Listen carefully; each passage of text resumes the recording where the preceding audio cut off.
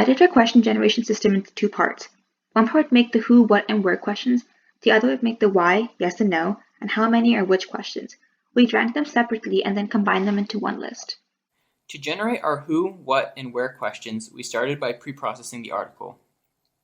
This consisted of using neural core F to find all the co-reference chains in the article and replacing all pronouns with the entity they referenced. We then split the article into sentences. For each sentence, we found a dependency tree using Stanford NLP and used it to find verb, subject, and direct object groups. We then used named entity recognition with spaCy to decide whether to use who, what, or where for the questioning word.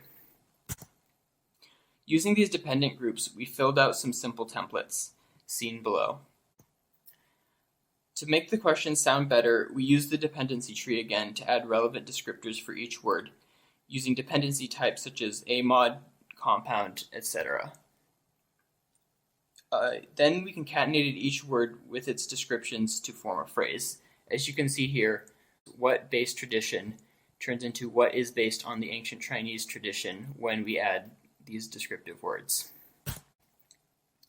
For a final cleanup, we lemmatized the verbs using NLTK. The different templates required verbs to be in different forms, and then we cleaned it up further by discarding questions that had the same answer so that every question would not have the subject of the article as an answer. I divided my work on question generation into different stages: pre-processing, generating 3 types of questions, post-processing, and ranking. First, I will use spaCy to tokenize sentences and identify those with particular clause markers like because, since, and that. If the marker was that, then I would extract the dependent clause from the sentence. Otherwise, I would extract both independent clauses as 2 different sentences. I also removed parentheses using regular expressions to shorten them. To make yes and no questions, I would identify the main subject and verb and its form. If the verb has an auxiliary verb, I'd invert the subject and auxiliary. If the lemma of the verb was be, then I'd invert that with the subject. For past tense verbs, I'd introduce the auxiliary did and proceed as before, but also convert the main verb into its lemma form.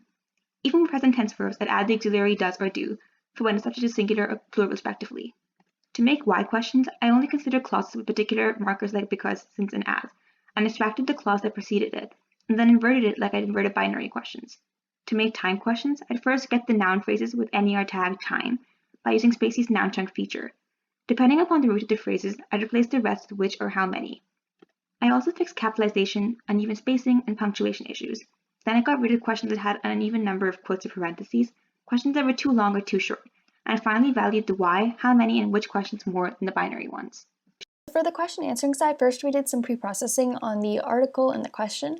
We used spaCy's lemmatizer and sentence tokenizer on the article, and then we extracted keywords from the lemmatized question by using the POS tags as weighted features.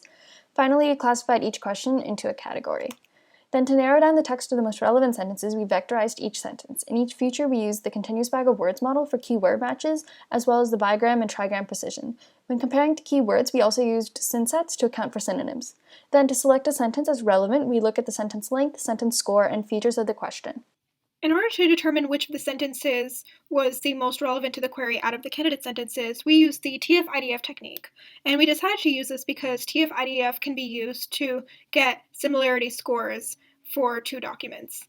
And as such, we decided to treat the candidate sentences and the query sentence as a combined set of documents. And what we did was we used the matching score heuristic in order to determine which of the candidate sentences was most similar to and thus most relevant to the query sentence. Additionally, we devised a method of getting answers to binary questions. We did this by comparing the question sentence and the answer sentence and determining how similar they were. We did this first by removing the query statements from the question and then performing basic negation checking. And so depending on if the question and the answer were both positive, both negative, or one was positive and the other was negative, we would return an answer. So for the who questions, we first extract noun and corresponding verb phrase pairs. For the noun phrases, we use spaCy's noun chunk extractor, and then we manually find its corresponding verb phrase using spaCy's dependency parser. Then we remove noun phrases that contain non-stop words that are also in the question, as the answer is likely not contained in the question. Then we further filter using NER recognition to get person-specific candidates, if any. Then we return the noun phrase remaining that has the most keyword matches between its corresponding verb phrase and the question. For what-which questions, we use a similar approach to the who questions, but we don't use the NER filter and instead check if there is a category. Such as in the example, which horse jumped the fence, the category would be horse, and then we would check if any of the answers contain horse in the answer. For the where questions, we use NER tagging to determine if any location-based phrases exist and filter based on those. For the why questions, we look for specific clause markers such as because, since, due to, and as, and return the remaining sentence that follows these markers. And then for when questions, we extract noun phrases, and then we do filters such as checking if there's a preposition preceding it in the original sentence, as time clauses are usually preceded by a preposition, check if it doesn't appear in the original question, and check if it has a date or time NER tag. And if any of these filters return an empty set of phrases, then we fall back to the previous filter. And then for other questions, we use the noun-verb phrase extraction method that we use in the who questions, just without the NER filtering.